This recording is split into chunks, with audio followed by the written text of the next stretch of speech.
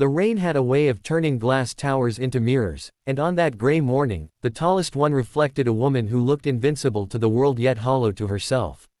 She stood alone at the top floor, a billionaire CEO with markets at her fingertips and a silence in her chest she could not buy away. 3 floors below, a single dad janitor pushed a cart across marble so polished it felt like walking on water. Their lives were never meant to intersect. Yet within hours, a question whispered from power to poverty would stop time, and an answer shaped by loss would leave a titan of industry utterly speechless. Before the story carries you further into that moment, take a second.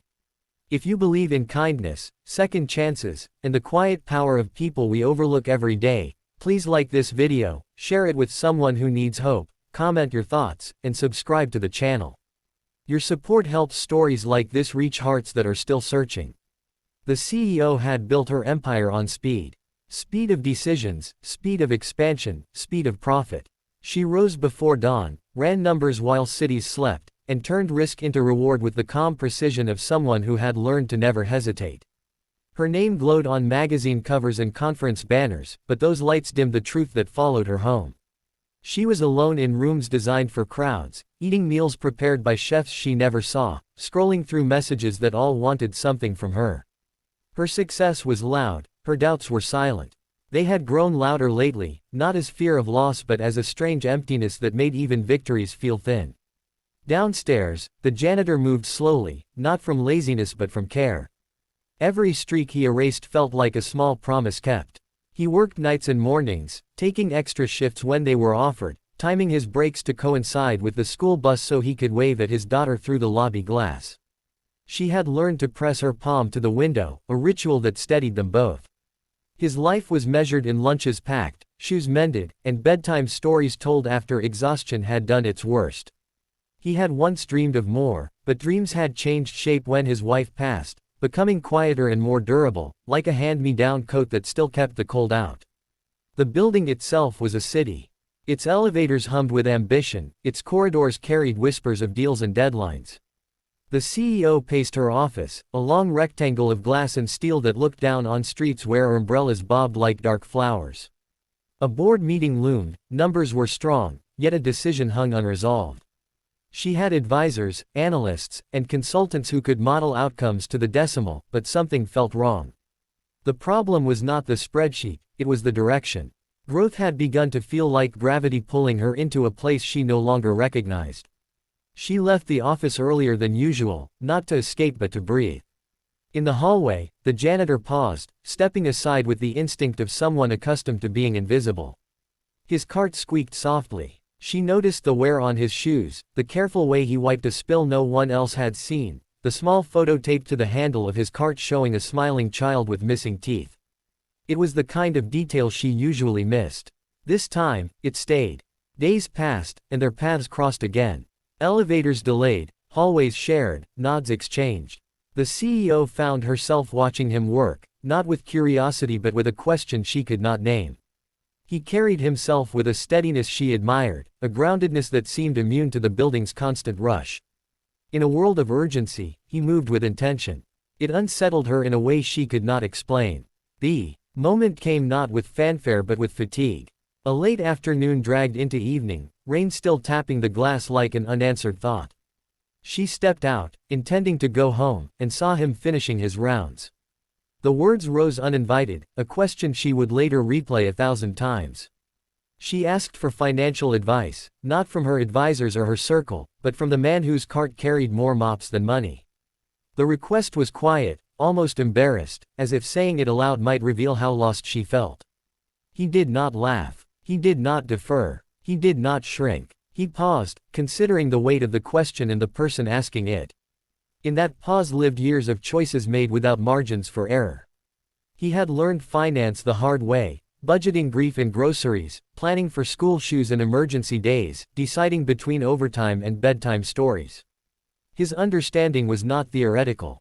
It was survival shaped into wisdom. He answered without speeches or charts, offering not numbers but principles. He spoke of living below one's means not as deprivation but as freedom. Of saving not as hoarding but as kindness to one's future self. Of investing first in people and skills that could not be taken away. He explained that the best return he had ever seen came from trust, built slowly, compounded daily. He said that chasing more without knowing why would always feel like running downhill, faster and faster, until balance was lost. He described money as a tool, not a measure, and warned that tools wielded without purpose eventually wound the hand that holds them. His words landed with a force that no quarterly report ever had. She felt exposed, not because he judged her, but because he saw her. In his calm explanation, she recognized her own hunger, not for wealth, but for meaning. The advice cut through her confusion with the simplicity of truth. She stood there, a billionaire CEO in a corridor that smelled faintly of cleaning solution, stunned by the clarity she had been missing.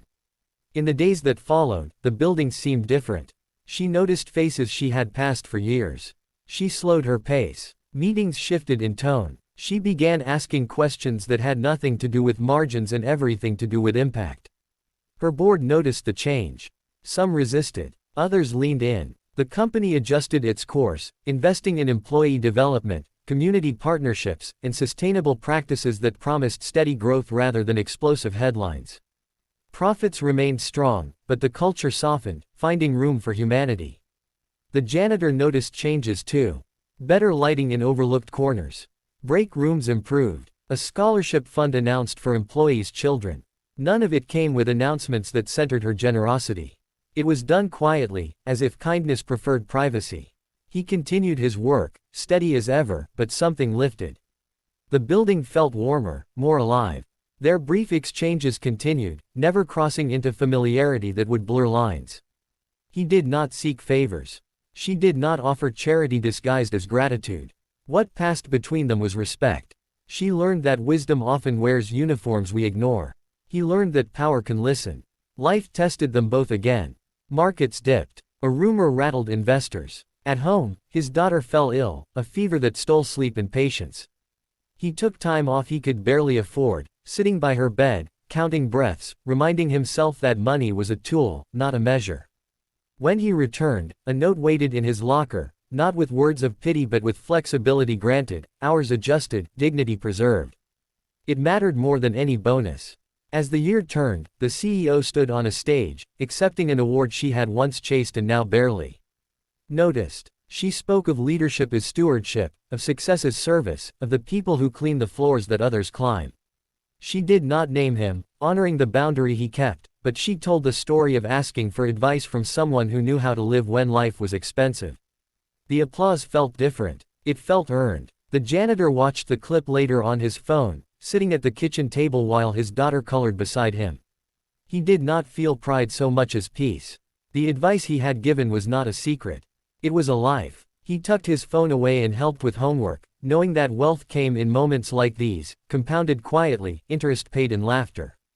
If this story is touching something real inside you, if it reminds you of someone you've overlooked or a question you've been afraid to ask, please take a moment to like this video, share it with a friend, and subscribe. Your engagement helps these stories travel further than we ever could alone. As the rain finally stopped and the city breathed, the building reflected a different truth. Not that money had changed hands, but that understanding had.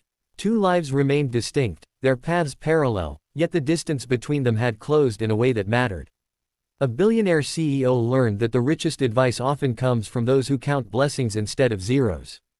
A single dad janitor learned that his hard-won wisdom could ripple outward, shaping choices far beyond his shift. Before we end, please comment below and tell us what part of this story stayed with you the most, or share a moment when unexpected wisdom changed your direction. In a world obsessed with titles and totals, this story leaves a simple echo. Listen longer. Look closer. Ask better questions. The answers that leave us speechless are often waiting right in front of us, pushing a cart across a polished floor, carrying a life that understands what truly lasts.